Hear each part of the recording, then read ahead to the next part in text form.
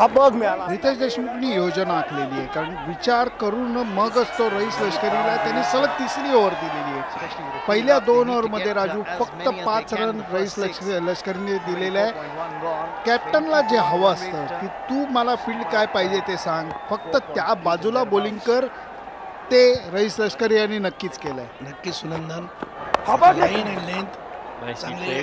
आत्ताचा बॉल सुद्धा चांगला होता. बाहेरची कड घेतली बॅट्समॅनची आणि थर्ड मॅनच्या दिशेने बॉल गेलेला आहे.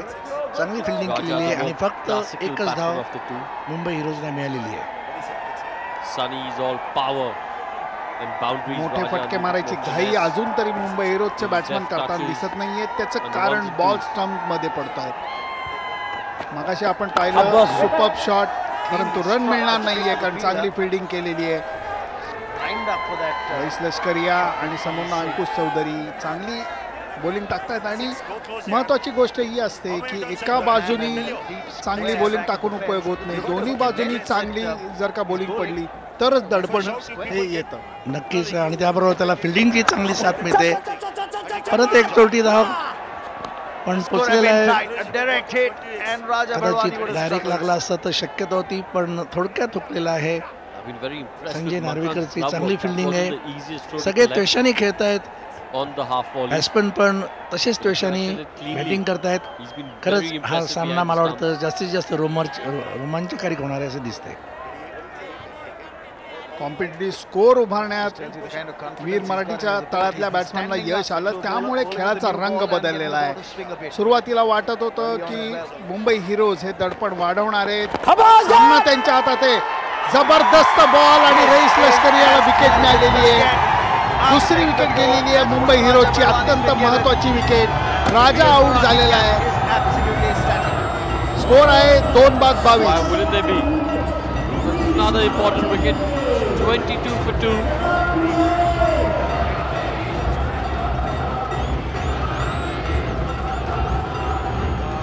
Was he asking for a referral again? Remember, this is the second referral. The first one's been negated already. Mumbai हिरोजच्या बॅट्समॅननी थर्ड अंपायर कडे रेफरल घेतलेला आहे. बॉल तर नो बॉल नक्कीच नाहीये रईस लष्करियाचा. राजा भेरवानी यांनी हे अपील केलेलं होतं थर्ड अंपायर कडे. बॉल स्टंपात पडलेला आहे आणि हा आडव्या बॅटचा फटका मारता. मला वाटतं परत तेच होणार आहे. अंपायर जो आहे तो आपला निर्णय कायम ठेवणार आहेत असं मला दिसतंय, कारण बॉल लेग स्टंपच्या बाहेर नक्कीच पडलेला नव्हता. स्टंप टू स्टंप बॉल आहे आणि नक्कीच LB आहे असं दिसतंय. कारण का आडव्या बॅटीचा फोगा आणि गुडघ्याच्या खाली किंवा मागच्या बाहेर पण लागलेला दिसतोय. कम्प्लीट बीट झालेला आहे. आतल्या बाजूला लागलाय राजू, नुसतंच डाव्या पायावर नाही तर डाव्या पायाच्या आतल्या बाजूला लागलेला आहे. म्हणजे बॉल बाहेर जाण्याची शक्यता वाटत नाही. मला तरी वाटतंय अंपायर आपल्या निर्णयावरती ठाम राहतो. नक्की सुनंदन, जे काही आपण बघतोय त्याच्यावरनं तरी प्लम LB असं जर का वाटतंय, तरी सुद्धा मला वाटतं की अंपायर जास्त काळजीपूर्वक सर्व अँगलनी बघत असल्यामुळे थोडासा वेळ घेत आहेत. नो बॉल तर नक्कीच नाही आहे. स्लो गेलेला आहे, बिंग झालेला आहे आणि मागच्या पायावर बॉल लागलेला आहे.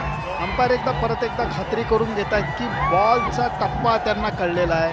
स्टंपच्या वरनं तर बॉल जात नाही ना हे बघतायत, इनर एज लागलेली नाही आहे ना हे बघतायत. मला वाटतं इनर एज लागलेली नाही आहे.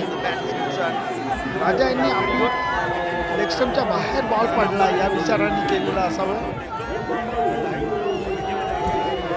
मला वाटतं उंचीचा प्रश्न नाही आहे राजू. नक्कीच नाही आहे. स्टंप टू स्टंप बॉल टप आणि तो औषध लेग स्टंप पण नाही आहे. कम्प्लीट बीट झालेला आहे आणि गुडघ्यात मागच्या वाकल्यामुळे त्याची नक्कीच हाईटसुद्धा कमी झालेला आहे. आणि कदाचित अंपायरच्या निर्णयाची वाट बघतायत, थर्ड अंपायरच्या निर्णयाची.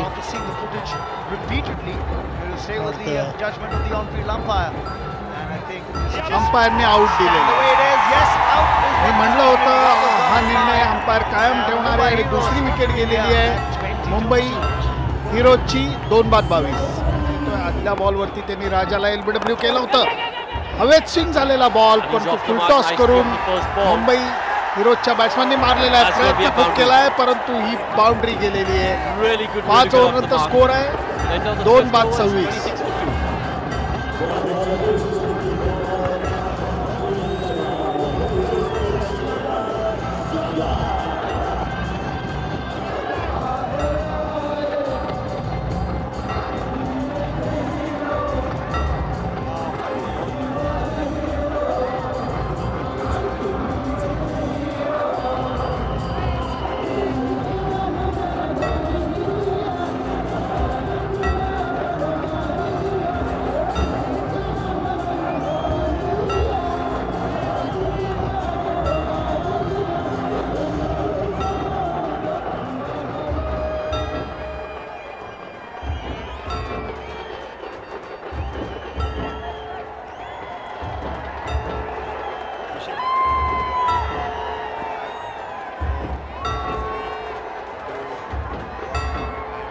That's the stat you've got to keep an eye on. Mumbai Heroes need to win. That's one, and they need to win in 17.5 overs to qualify for the semi-finals ahead of the Veer Marathis.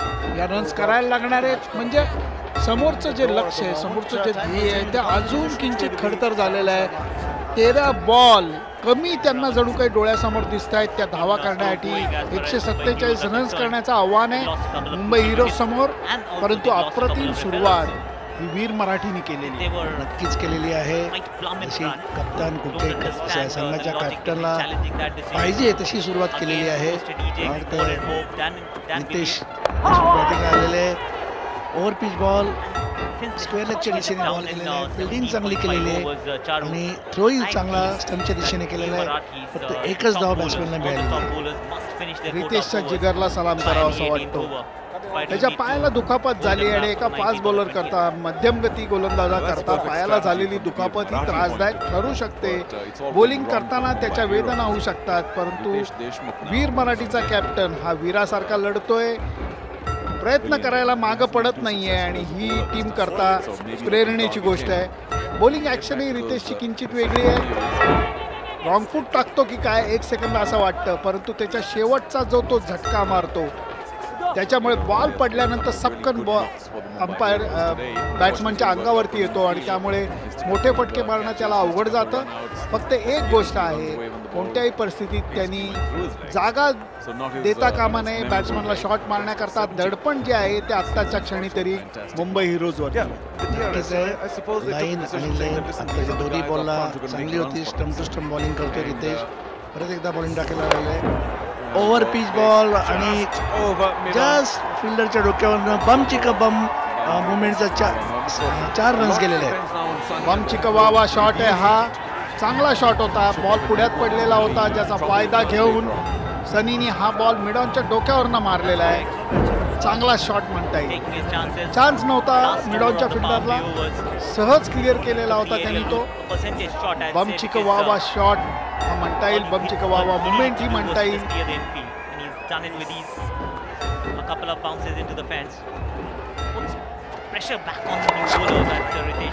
What a catch! What a catch! अप्रतिम catch गेलेला आहे. वेळ लागलेला इथं सगळ्यांना, कारण 3री wicket गेलेली आहे. रितेश पळत सुटलेला आहे आणि अत्यंत महत्वाची विकेट ही सनीची गेलेली आहे. अप्रतिम कॅच आहे. 32 for 3.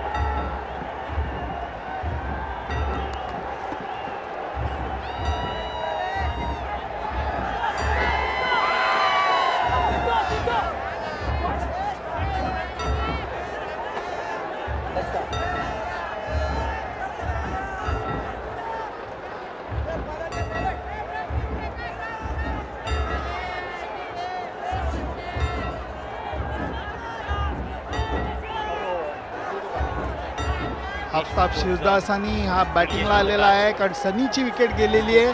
राजू, कोणाला श्रेय द्यायचं? बॉलरला श्रेय द्यायचं का फिल्डरला? मला वाटतं अंकुश चौधरीने फॅन्टास्टिक कॅच पकडली. माझ्या मते श्रेय दिलं पाहिजे, ते अंकुशला दिलं पाहिजे. ज्या पोझिशनला होता तिथे पटकन बॉल दिसणं अवघड असतं, पण चांगला जज केला. पॅरेलल समांतर कॅच होता, दिसायला जरी तो वाटला म्हणजे असा सोपा पण अवघड कॅच असतो, कारण समोरच्या बाजूला प्रेक्षक बसलेले असतात, साईड स्क्रीन नसते, आणि अशा वेळी त्यांनी जज करून तो कॅच घेतलेला आहे. खरंच अप्रतिम कॅच केला आहे अंकुश चौधरी यांनी. रितेश देशमुख अक्षरशः पळत सुटला, कारण हा कॅच इतका अवघड कॅच होता आणि तो सहज शक्य करून दाखवला अंकुश चौधरीनी. आफ्ताब शिवदासानी 4 मॅचमध्ये 39 रन्स केले आहेत. म्हणावा तसा फॉर्म त्याला गवसलेला नाहीये. या मॅचमध्ये तो काय कमाल करतो, मुंबई हिरोज याच्याकडे बारकाईने बघतंय. अखूट टप्प्याचा बॉल, आणि आपण दरवेळेला बघतो जेव्हा अखूट टप्प्याचा बॉल मिळतो तर बॅट्समन त्याचा फायदा उचलतो. बम चिकवावा शॉट होता, बम चिकवावा मुवमेंट होती. आफ्ताब शिवदासानी आल्या क्षणी एक जबरदस्त फटका मारलेला आपण बघू शकतो. हा फॅन्टास्टिक कॅच आपण बघू शकतो. पडून राहिला अंकुश तसा, आणि नंतर सगळे प्लेयर्स वीर मराठीचे हे त्याच्यावरती. चेअर लीडर्सनी सुद्धा ही संधी सोडली नाही.